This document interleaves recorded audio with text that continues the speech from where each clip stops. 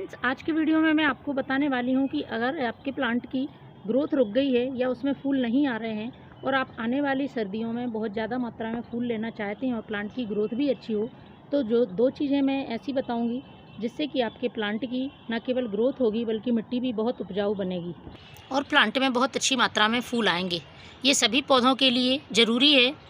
और अभी जो अक्टूबर का महीना चल रहा है, इस समय इसको डालना ज़रूरी है, क्योंकि यदि हम इस समय अपने प्लांट की देखभाल अच्छी करते हैं और उसमें सही फर्टिलाइज़र डालते हैं तो आने वाले समय में प्लांट में नई ब्रांचेस निकलेंगी, नई ग्रोथ शुरू होगी और जब नई ग्रोथ शुरू होगी तो उसमें फूल और कलियाँ भी अच्छी मात्रा में बनेंगे।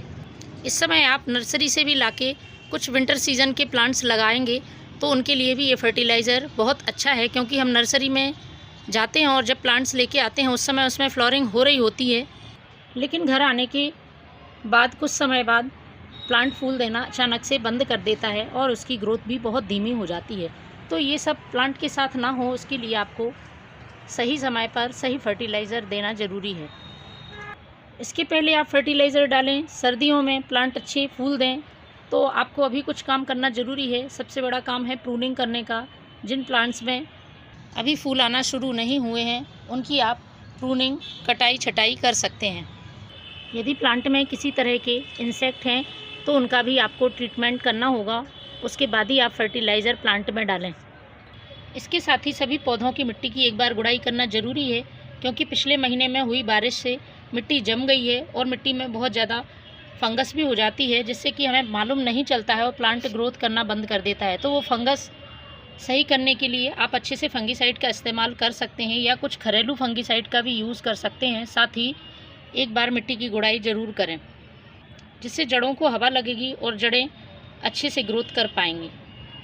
इस समय आपको रोज़ प्लांट की भी प्रूनिंग करना बहुत ज़रूरी है। देखिए, मेरे प्लांट की मैंने पूरी तरह से प्रूनिंग कर दी है और कुछ प्लांट्स में नई ग्रोथ आना शुरू हो गई है। तो नई ग्रोथ तभी आएगी जब आप उसको अच्छी तरह से प्रून करेंगे, पुराने सूखे हुए फूल हटा दें, साथ ही खराब ब्रांचेस को भी कट कर दें। तो इस समय आपको प्लांट के लिए नाइट्रोजन से भरपूर फर्टिलाइज़र की ज़रूरत होगी।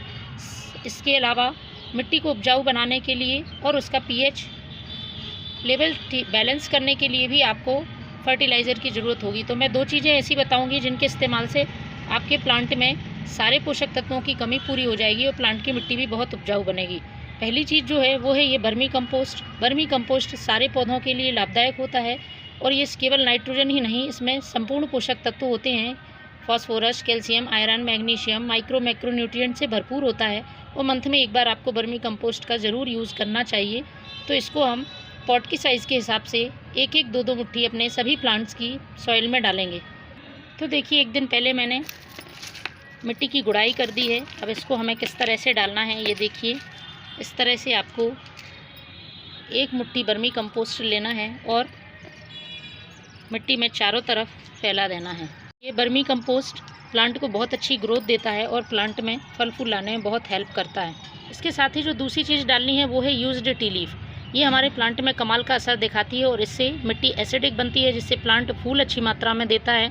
साथ ही प्लांट में नाइट्रोजन देती है ये चाय पत्ती। तो इसको आपको एक चम्मच डाल देना है। यूज्ड की हुई चाय पत्ती है, हम यूं ही अपने किचन में इसे फेंक देते हैं, तो आप इसको फेंकें नहीं, धोकर अच्छी तरह से सुखा लें और फिर प्लांट में यूज़ करें। इसके बाद आपको पानी डाल देना है। तो फ्रेंड्स, आप भी इस फर्टिलाइज़र का यूज़ करें, देखेंगे आपके प्लांट पूरी सर्दियों फूल दे रहे हैं। Thank you.